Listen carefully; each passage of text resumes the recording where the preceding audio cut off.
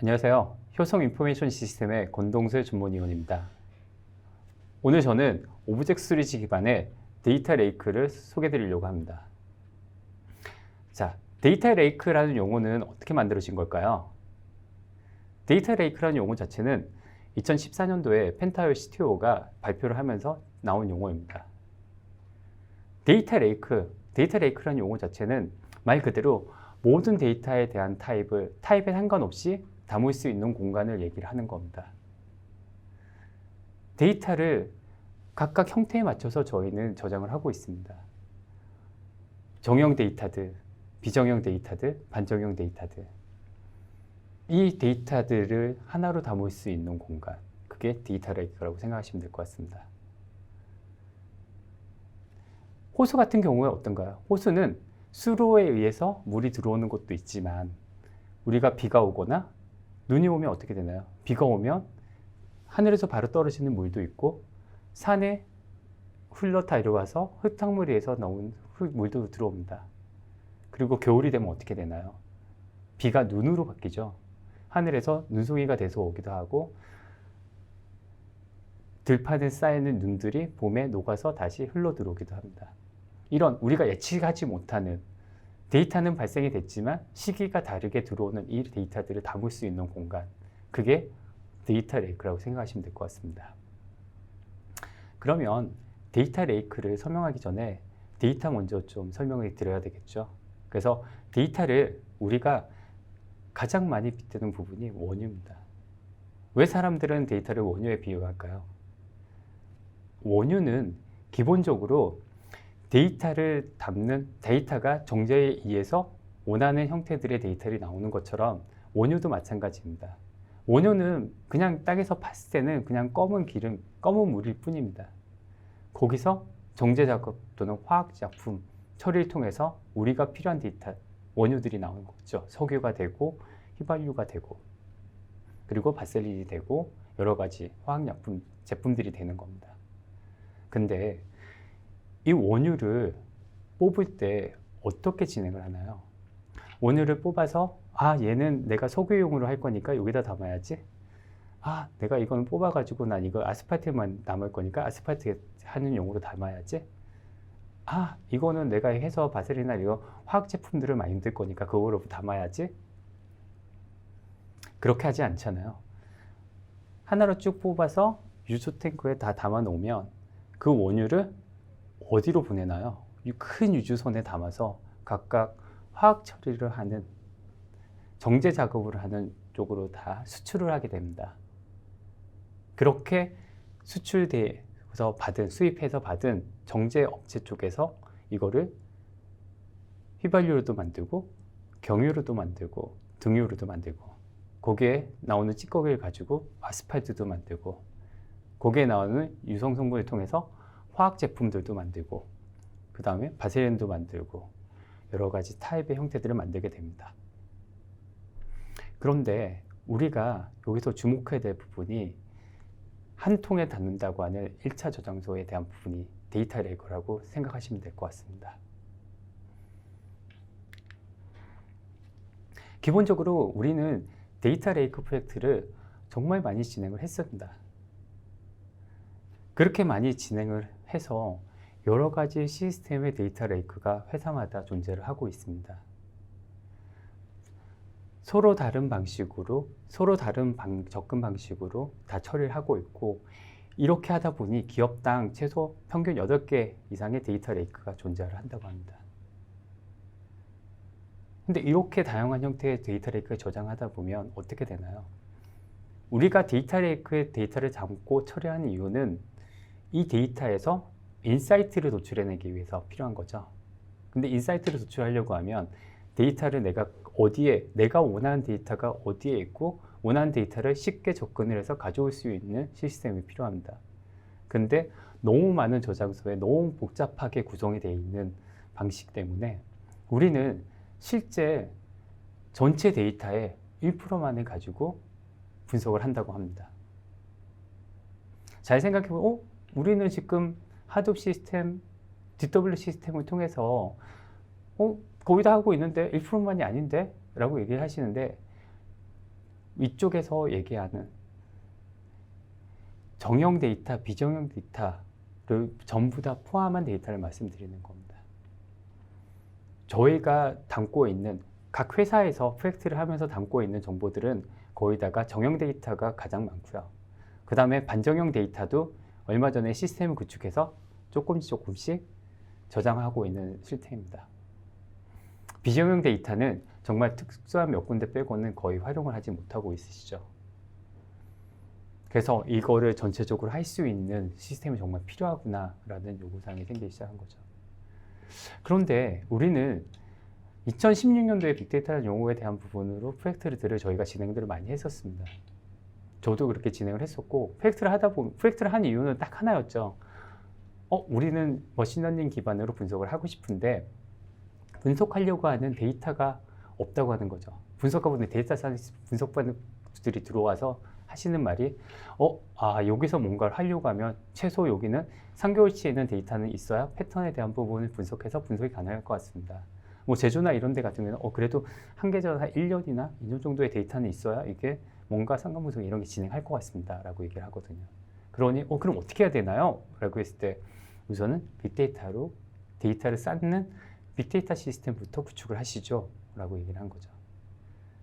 근데 여기서 좀 빠진 게 있지 않나요? 목적성입니다. 목적성이 분석을 하기 위한 시스템, 물론 그때 얘기할 때는 뭐 수요 예측을 하기 위해서든 여러 가지 예측을 하기 위해서는 우리는 뭔가 분석을 해야 되고 거기에 맞는 데이터들이 필요합니다라고 프로젝트를 진행을 하지만 실제 데이터에 대한 목적성에 결여한 프로젝트들이 많은 프로젝트들이 실패한 사례가 많습니다. 필요하다고 해서 필요 없다고 생각했던 모든 데이터들도 하드웨어에 다 저장을 했는데 실제로 분석을 하려고 하다 보니까 이 데이터는 필요 없고요. 이 데이터는 필요 없고요. 이 데이터도 좀 아닌 것 같아요. 저희가 쓸 수 있는 이런 데이터들이 있는데 이거 좀 다시 좀 정리를 하셔야 되겠는데요. 이런 얘기가 많았습니다. 물론 성공한 프로젝트도 많고요. 그러다 보니 우리가 데이터를 프로젝트를 진행하면서 정말 어려움을 많이 가지고 있습니다. 이런 것들을 어떻게 타개해야 될까요? 결국은 아키텍처의 부재 또는 목적성의 부재 또는 시스템 기술에 대한 이해도가 낮아서가 가장 큰 이유라고 말씀드릴 수 있을 것 같습니다. 그러면 여기서 우리가 가장 잘 알고 있는 시스템에 대한 부분부터 하나 차근차근 볼까요? 첫 번째는 정보계 시스템입니다. 정보계 시스템이 어떻게 보면 우리가 알고 있는 데이터 레이크에 구성이 되어 있는 시스템이라고 보시면 됩니다. 정형 데이터에 의해서만이라고 한정을 두신다고 하면 우리는 예전에 SI라는 프로젝트 명칭 아래 필요한 정보들을 모으는 여러 가지 프로젝트를 계속 진행을 했습니다. 일명 레거시 시스템들이라는 것들이 계속 만들어지는 거죠. 이렇게 만들어져 있는 시스템에 있는 데이터들을 초창기에는 어떻게 했나요? 필요한 데이터들을 뽑아서 엑셀로 저장을 해서 필요한 정보를 조합해서 마케팅팀이나 세일즈팀에서 활용을 했었습니다. 근데 데이터가 점점점 늘어나면서 엑셀로 처리하기가 힘들어진 거죠.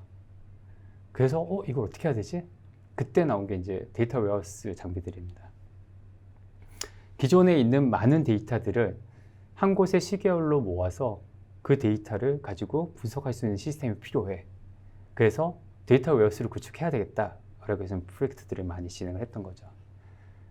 그렇게 데이터가 쌓여서 DW의 하나의 거대한 데이터 레이크와 같은 정형 데이터의 기준으로 했을 때에는 데이터 레이크는 데이터 웨어하우스가 생성이 된 겁니다. 근데 데이터 웨어하우스도 아시겠지만 필요한 데이터를 뽑으려고 하면 연계성에 대한 부분이 많기 때문에 시간이 오래 걸릴 수밖에 없습니다. 그래서 배치성으로 마트 데이터를 만들어서 데이터 마트를 만들어서 또 진행을 했죠. 그래서 데이터 마트를 통해서 시각적 분석이나 여러 가지 타 시스템에 연계를 해서 쓸 수 있게끔 만든 이게 정통적인 정보계 시스템의 구조입니다. 우리는 정보계 시스템에서 많은 정보들에 대한 것들을 활용했고 재현을 했었습니다. 근데 우리가 반정형 데이터들이 나오기 시작한 거죠. 마케팅에서 계속 기존에 있는 데이터만 가지고 진행하다 보니까 새로운 고객을 찾을 수도 없고 새로운 제품을 만들기도 힘든 거죠. 그런데 새로운 마케팅 활용하시는 분들을 보니까 게시글, 여러 가지 인터뷰를 통해서 어떻게 보면 반정형된 데이터들을 모아서 새로운 고객군을 만들고 새로운 제품을 만드는 거죠. 이거를 계속 우리가 근데 사람이 해야 돼? 시스템으로 만들어야 되는 수 있지 않아? 라고 얘기 나오면서 그 다음에 나온 게 빅데이터 시스템들입니다. 소셜 데이터를 이용을 하고 웹에 있는 정보를 크롤링해서 정보 처리하고 여러 가지 지역에 있는 정보들, 네트워크 정보들을 다 취합하는 거죠. 그러면 소비의 패턴도 보이고 제품이 어떤 식으로 평가받고 있는지도 더 객관적으로 처리할 수 있는 거죠. 근데 여기서 문제되는 게 하나가 있었죠. 기존의 정보계 시스템으로는 하려고 하면 정형화된 데이터에 쌓아야 되는 거죠. 근데 정형화된 데이터에 쌓다 보니까 이 비싼 DW 정비에 분석도 안 되는 전문을 C랍, B랍이라는 큰 컬럼을 만들어서 거기다 데이터 다 밀어 넣어야 되는 거죠. 근데 실제적으로는 분석을 또 쓰질 못해요. 그런 와중에 하둡이라고 하는 정말 텍스트를 분할해서 쓸 수 있는 분류 저장소가 나온 거죠. 분산 저장 시스템이 나오면서 이쪽에 다 넣으면 되겠네면서 그때부터 이제 하둡 시스템의 데이터를 다 넣기 시작했습니다. 반정형 데이터, 비정형 데이터까지 바이너리 파일로화해서. 그리고 그러다 보니 또 여러 가지 데이터 타입이 나오면서 NoSQLDB가 나온 거고요. NoSQLDB로 또 끝난 게 아니죠. 거기에 ONSDB도 또 추가가 되게 됩니다. 그리고 데이터 마트도 인메모리 기반의 DB로 많이 활용을 하고 있지만 작년부터는 국내에도 사례가 있는 GPU DB들이 또 나왔습니다. 저희는 지금 데이터 레이크는 모든 데이터를 한 곳에 모아서 처리하는 방식이라고 얘기를 했는데 레거시 시스템 외에 또 시스템들이 저장소들이 나오기 시작한 거예요. 데이터 웨어스 나오고 하둡 시스템 나오고 NoSQLDB 나오고 GPU DB도 있고 인메모리 DB도 있고 결국은 데이터를 또 각각의 업무의 흐름에 맞게끔 예전에는 각각의 고객의 사이트나 SI를 통해서 데이터를 담았다가 하면 이제는 데이터의 그룹군을 또 나누어서 저장하는 저장소가 나온 거죠. 결국은 이건 데이터 레이크는 아닌 거죠. 그냥 빅데이터 통합 플랫폼이고 저도 초창기에는 하둡, NoSQLDB, DW 요 세 개를 합치면 모든 데이터를 저장할 수 있기 때문에 거기에 플러스 NAS까지 해서 진행을 얘기들을 많이 했었는데 그 형태가 그렇게 얘기할 수밖에 없었던 게 모든 형태를 다 담을 수 있는 공간이 없기 때문에 이렇게 묶어서 이건 데이터 레이크로 제안을 해서 각각 용도에 맞게끔 쓸 수 있습니다 라고 말씀드렸고 그런 식으로 저도 프로젝트를 진행했었습니다. 근데 이 그림에 대한 부분을 낀 게 AWS죠. AWS가 어떤 식으로 그림을 그리고 나왔냐면 전체 그림에 대한 부분 중에서 DW에 있는 에코시스템과 하둡에 있는 에코시스템을 활용하는 거 그거는 연계 시스템과 연계되기 때문에 그건 무조건 써야 되는 거죠. 근데 데이터를 저장하는 거를 하둡과 DW와 NoSQLDB에 바로 저장하는 게 아니라 중간에 새로운 저장소를 하나를 둔 겁니다. 그 저장소 형태가 뭐냐면 오브젝트 스토리지입니다. S3 스토리지가 오브젝트 스토리지 기반으로 만들어진 스토리지고요. 이 스토리지를 저희는 데이터 레이크라고 부릅니다. 오브젝트 스토리지는 일반 데이터 저장소와는 다릅니다.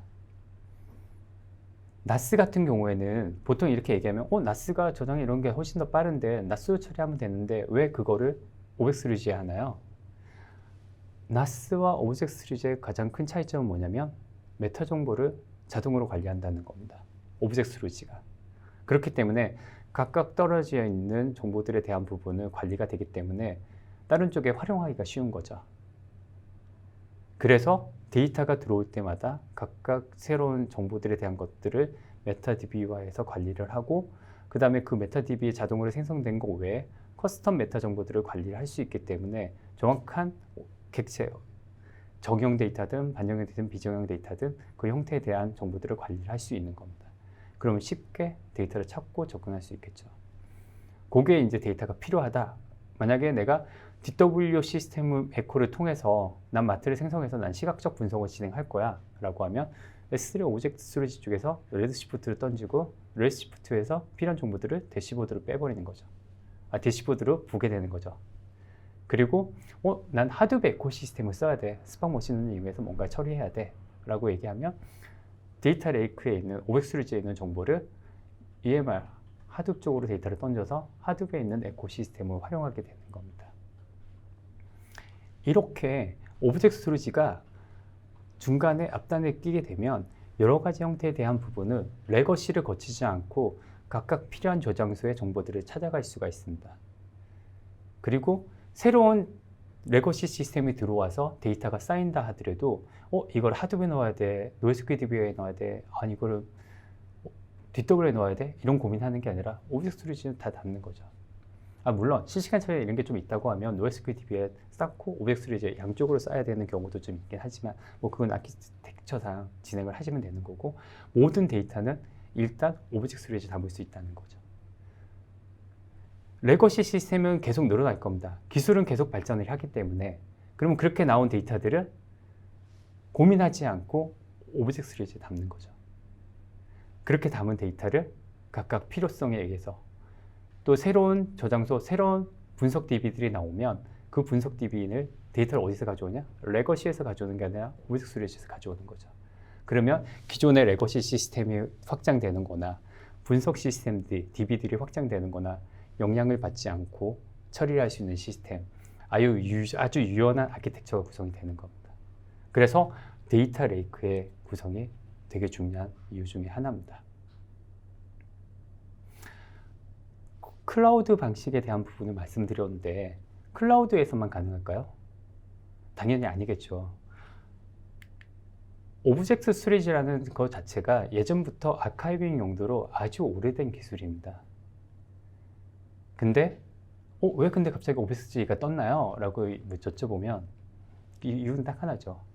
AWS의 S3 API가 하둡의 에코시스템처럼 여러 가지 형태들을 제공할 수 있는 기술이 나왔기 때문입니다. AWS의 S3 API도 이용하시게 되면 S3 셀렉트를 통해서 쿼리를 날릴 수도 있으시고요. 그 다음에 내가 필요하다고 하면 REST API로 데이터를 관리도 할 수 있으시고 외부에 던질 수도 있습니다. 그리고 오브젝트 스토리지 자체가 RESTful 시스템이 갖춰져 있기 때문에 각각 데이터들을 쉽게 REST API 방식으로 주고받고 처리도 가능한 형태의 저장소라고 생각하시면 될 것 같습니다. 이런 오브젝트 스토리지를 저희는 HCP라고 하는 오브젝트 스토리지를 가지고 있고, 이 오브젝트 스토리지 통해서 정형, 비정형, 반정형에 있는 데이터들을 한 곳에 모을 수 있는 시스템을 구축할 수가 있습니다. 이걸 단순하게 저희가 그냥 하는 게 아니라 저희는 아까 초반에 말씀드린 것처럼 데이터 플로우 커넥터를 제공해주는 펜타워라는 솔루션을 가지고 있습니다. 펜타워를 통해서 정형 데이터, 비정형 데이터, 반정형 데이터 또는 카프카에 있는 큐 시스템에 있는 정보들까지 다 취합을 해서 오브젝트 스토리지 쪽으로 자동화해서 던져줄 수 있습니다. 그리고 오브젝트 스토리지에 저장되어 있는 데이터들을 활용하실 때 아까 하둡 에코시스템을 이용하게 되면 하둡 쪽에 던져주게 되는 거고요. 그 다음에 DW 쪽을 하게 되면 DW 던지게 됩니다. 근데 비정형 데이터 중에서 콘텐츠 기반의 데이터들은 텍스트 기반의 콘텐츠들은 검색 엔진을 통해서 데이터를 추출해내고 검색해야 되는 경우가 있으시죠. 그럴 때는 저희가 히타치 콘텐츠 인텔리전스라고 하는 솔루션까지 제공해드리고 있습니다. 진정한 데이터 레이크만 제공하는 게 아니라 거기에 S3 API와 여러 가지 다른 에코시스템까지 연동을 해서 활용할 수 있는 시스템을 제공해드리는 겁니다. 근데 저장소가 이렇게 많이 늘어나면 가장 고민되는 게 뭔가요? 데이터의 위치 찾는 거죠. 저희는 루마다 데이터 카탈로그라고 해서 카탈로그 솔루션을 가지고 있습니다. 이 카탈로그 솔루션은 기반적으로 생각하시는 게 정형 데이터에 있는 것만 내가 검색할 수 있고 태깅할 수 있는 거 아니야? 라고 고민하시는데 저희는 미국에서 특허받은 핑거프린트라고 하는 기술을 특허를 받아서 하둡에 있는 데이터를 태깅하고 검색할 수 있게끔 기능을 제공하고 있습니다. 카탈로그 솔루션이나 이런 솔루션들이 국내에서는 되게 대접을 받지 못하는 솔루션 중에 하나였습니다. 왜냐하면 우리나라가 데이터가 아무리 많다고 하더라도 해외만큼 많지는 않거든요. 그러다 보니 충분히 그냥 데이터 표준화하고 표준화되어 있는 거를 포털화해서 처리가 하면 모든 데이터를 다 위치 찾을 수 있게끔 관리를 할 수 있는 시스템들이었던 거죠. 근데 지금처럼 오브젝트3D에 있는 반영형 데이터들, 그 다음에 하드웨어에 있는 데이터들, 거기에 DW에 있는 또는 RDB에 있는 정보들을 다 취합을 해서 내가 필요한 데이터가 어디인지 찾으려고 하면 힘들어지기 시작하는 거죠. 루마 데이터 카탈로그가 가장 포커스하고 있는 곳은 하드웨어에 있는 정보들입니다. 근데 하드웨어에 있는 정보를 제가 아까 핑거프린트라는 기술을 통해서 학습을 진행을 해서 얘가 자동으로 데이터를 태깅한 정보들을 찾아준다고 했는데, 그 학습을 진행을 하는 것들을 보통은 RDB에 있는 데이터를 가지고 학습을 가장 많이 합니다. DW에는 많은 MDM 프로젝트를 통해서 데이터 표준화가 되어 있고, 데이터를 통해서 각각 태깅을 진행하는 거죠. 얘는 상품 정보야, 얘는 개인 정보야, 얘는 우리 세일즈 정보야, 얘는 제품 정보야, 이런 식으로 쭉. 그러면 새로운 데이터가 들어오면 그 데이터 기반으로 하드웨어에 들어갈 때 얘는 쭉 하고 나서 얘는 상품 정보인데 얘는 세일즈 정보야, 이런 식으로 알려줍니다. 그럼 하드웨어에 넣을 때도 쉽게 관리가 되시겠죠. 그리고 다음에 하드웨어에 있는 정보, 이 하드웨어 어디에 저장이 돼 있다는 것도 루마 데이터 카탈로그에서 다 태깅을 하고 있기 때문에 쉽게 새로운 사람이 들어오더라도 찾을 수 있게끔 제공해 드립니다. 물론 권한이 있어야지만 접근이 가능하겠지만. 그래서 저희는 이런 하나의 큰 루마 데이터 레이크라고 해서 저장소만 제공하는 게 아니라 연계 시스템까지 제공을 해드리고 있습니다. 그리고 데이터 레이크를 구축하다 보면 루틴에 의해서 기본적으로 분석에 대한 부분을 쓴다든가 타 시스템과 연동해야 될 경우가 많으십니다. 저희는 기본적으로 SDK와 REST API를 제공해서 쉽게 다른 시스템과 연동할 수 있게끔 제공해 드립니다. 그러면 한번 만들어진 루틴을 다른 쪽 포탈 쪽에서 활용할 수 있게끔도 제공해 드릴 수 있고, 다른 쪽에서 데이터를 포탈 쪽에서 REST API 방식으로 데이터를 호출할 수도 있는 거죠. 그런 식의 온프라미스 기반으로도 저희가 구축을 해드릴 수 있습니다. 여기까지 간단하게 제가 데이터 레이크에 대한 부분을 좀 설명을 드렸고요. 그러면 이제 사례를 가지고 조금 더 깊게 설명을 드리도록 하겠습니다. 자, 사례는 제가 3가지를 준비했습니다. 첫 번째 사례는 하이브리드 클라우드에 기반으로 어떻게 구축되는지에 대한 사례를 보여드릴 거고요. 두 번째 사례는 싱가포르 정보 사례 쪽인데 하드웨어 시스템을 어떻게 잘 활용을 했는지에 대한 부분을 보여드릴 겁니다. 그리고 세 번째는 DW 쪽에서도 오브젝트를 쓸 수 있는 환경을 보여드리려고 합니다.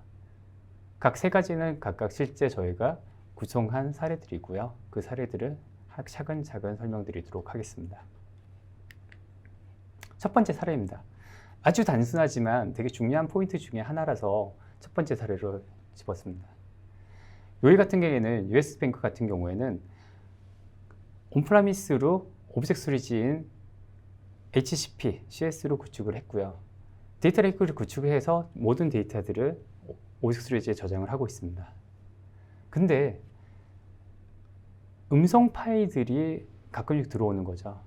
근데 우리가 빅데이터 분석 플랫폼을 구축하면서 이걸 하기 위해서 음성적 관련된 부분의 모듈을 만들어서 알고리즘을 만들어서 모델을 생성해야 돼?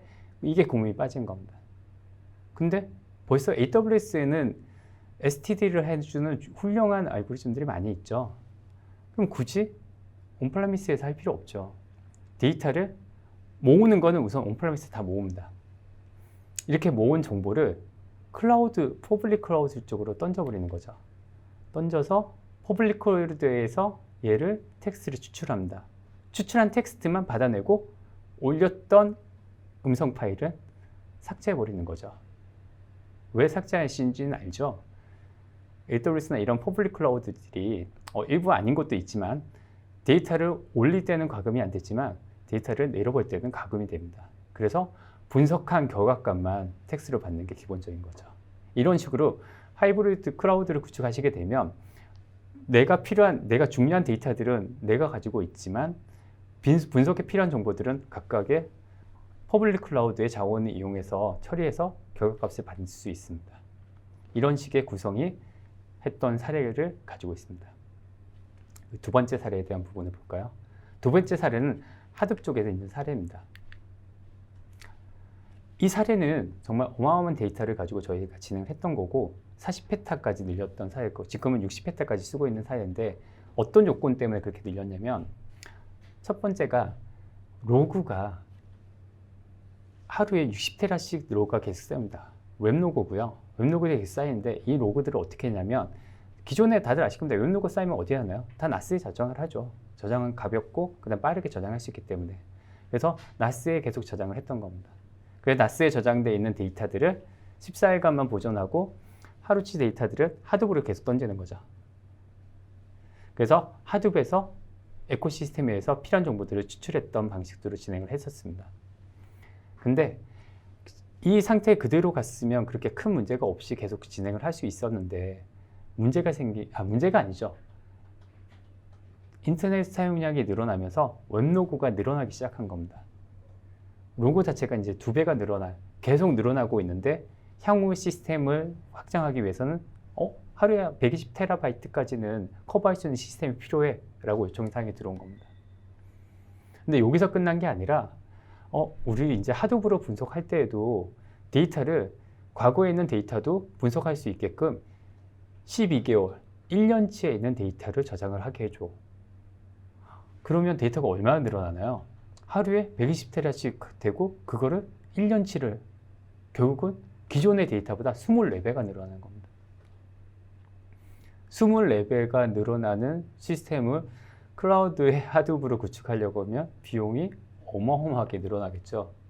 거기에 클라우드에만 늘리는 게 아니라 나스도 비용이 더 늘어나는 거고요. 근데 여기서 또 문제가 하나 있습니다.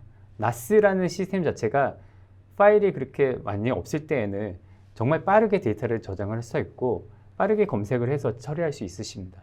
근데 나스의 특성상 데이터가 늘어나면 어떻게 되나요? 검색을 하는 순간 멈춰버립니다. 검색이 안 되죠. 이런 총체적인 난국을 해결해 줄 수 있는 업체가 아키텍처를 그려서 제안을 하라라고 했던 거고 저희는 이거를 과감하게 아키텍처를 다시 구성을 해서 제안을 해서 수주를 하고 지금도 계속 사이즈를 늘리고 있습니다.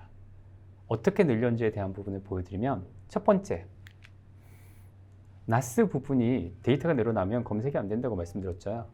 그래서 그 부분을 카프카 큐 시스템을 변경했습니다. 카프카는 일반적으로 가장 많이 쓰이는 큐 시스템이죠. 지금 저희 카카오 게임즈에서도 저희 펜타워라는 솔루션을 통해서 시간당 4천만 건 이상의 데이터를 처리하고 있습니다.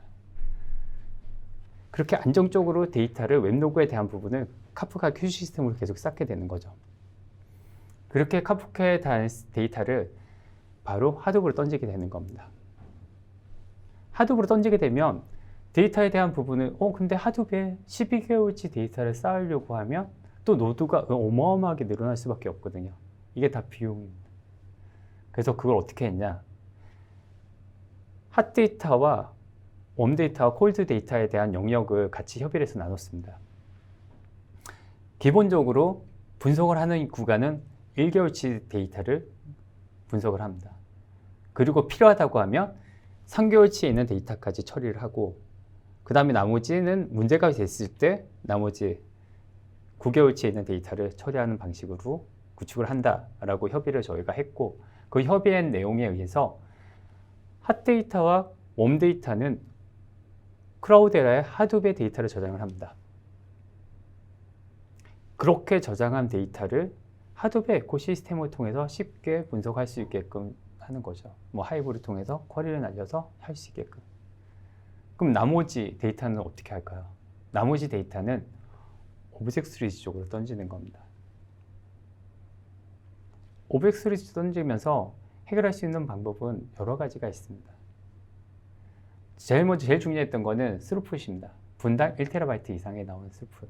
그래야 만약에 에코시스템에 대한 부분을 바로 이용해서 활용하려고 하면 데이터를 다시 끌고 와서 하둡에서 처리할 수 있게끔 해셔야 되거든요. 그래서 그거에 대한 요구 발생이 있어서 스루풋을 1TB, 분당 1TB에 대한 부분을 충족시켜 드렸고요. 두 번째, 나머지 데이터들을 다 오브젝트 스토리지로 던지면서 OS의 기능 중에서 좋은 기능 두 가지가 있습니다. 첫 번째는 익스터널 테이블 기능입니다. 익스터널 테이블을 연결하게 되면 각각의 데이터에 대한 부분이 하드베 네임노드에서 쿼리가 하이브 쿼리가 날아가면 클라우데라의 데이터 노드에 있는 정보들을 끌고 와서 결과값을 보여주게 됩니다. 근데 익스터널 테이블을 연결을 하게 되면 데이터 노드를 오브젝트 스토리지 쪽에다가 지정을 할 수가 있습니다. 그러면 비용에 대한 부분이 하드브는 기본적으로 세벌 카피를 가져갑니다. 하지만 오브젝트 스토리지는 기본적으로 서버니스 제품으로서 한 1.2배 정도를 가지고 퍼포먼스를 내고 진행할 수 있게끔 구축이 되어 있습니다. 저희가 그 방식으로 해서 데이터에 대한 부분을 전부 다 오브젝트 스토리지로 던지게 됩니다. 근데 그렇게만 또 해결이 되는 게 아니라 CSV 파일이나 파케 형태나 정해진 형태로 데이터를 떨구게 되는데 그 떨군 형태를 S3 셀렉트라는 기능을 통해서 데이터를 조회할 수 있게끔 제공해 드립니다. 물론 S3 API죠. 저희 HCP 장비는 기본적으로 S3 API를 가장 많은 API를 제공해 드리고 있습니다. 그래서 S3 API 에코시스템에 있는 부분들을 활용할 수 있게끔 제공해 드려서 정말 이 거대한 저희가 처음에 구축을 할 때는 22페타에 구축을 해드렸지만 재작년에 40페타, 작년에는 60페타까지 늘려서 활용을 하고 있습니다. 비용에 대한 부분이 세이브 되면서 더 많은 과거에 있는 데이터들을 저장을 하고 처리할 수 있게끔 제공을 해드리는 겁니다. 그렇게 함으로써 우리가 필요한 정보들을 그 다음에 싱가포르에서도 더 많은 데이터를 담을 수 있게끔 비용적으로 세이브를 해드리면서 하는 공간을 만들어 드렸던 사례입니다. 지금도 너무 잘 쓰고 있고 계속 확장을 하고 있는 사례입니다. 마지막으로 세 번째 사례는 DW 쪽 사례입니다. 그러면 사람들이 많이 물어보십니다. 하드분 기본적으로 저장소에 대한 부분을 따로 나눌 수 있기 때문에 가능하지만 DW 쪽은 안 되지 않나요? 결론부터 말씀드리면 엑사는 익스터널 테이블 기능이 없습니다. 그래서 엑사는 당연히 익스터널 테이블로 구축을 할 수 없는데 엑사를 제외한 버티카, 그린플럼, 테라데이터 같은 경우에는 기본적으로 이번에 새로 제품이 나오면서 익스터널 테이블이 구축이 됩니다. 그래서 이 사례도 저희가 그 익스터널 테이블이 되는 DW 어플라인 장비와 연계를 해서 제안을 하고 수주를 해서 프로젝트를 진행했던 사례입니다.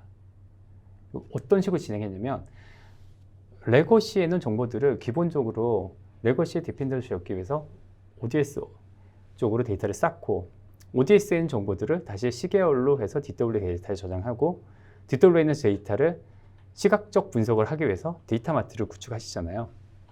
그리고 여기서 끝나나요? 중요한 데이터들은 다시 또 위클리나 데일리로 백업을 받을 수밖에 없습니다. 이렇게 하다 보니까 비용의 데이터에 대한 부분은 계속 늘어나고 DW 어플라인 장비들은 데이터가 늘어나면 어떻게 되나요? 당연히 통으로 늘리셔야 됩니다. DW 어플라인 장비는 냉장고와 같이 사이즈 베이스로, 용량 베이스로 팔게 되는 거거든요. 그러면 어마어마한 비용이 계속 추가될 수밖에 없습니다.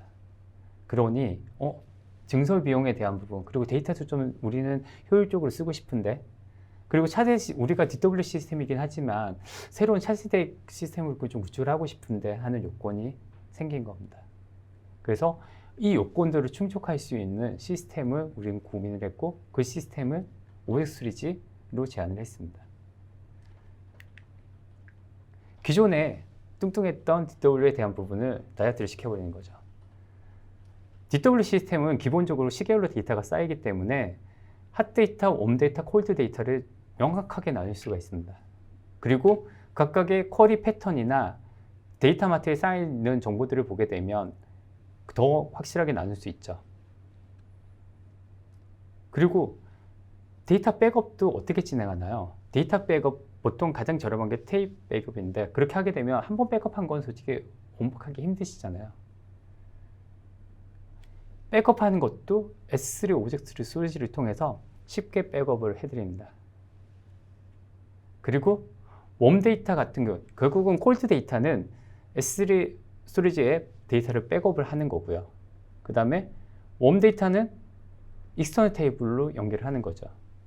그렇게 되면 기존의 DW의 모든 만약에 1페타에 대한 부분을 DW에 잘 담아야 됐다라고 하면 1페타가 아니라 더 축소를 해서 중요한 핫 데이터는 DW에 담고 나머지 데이터는 백업을 하고 웜 데이터, 가끔 써야 될 부분들은 웜 데이터를 오브젝트 스토리지에 집어넣는 거죠.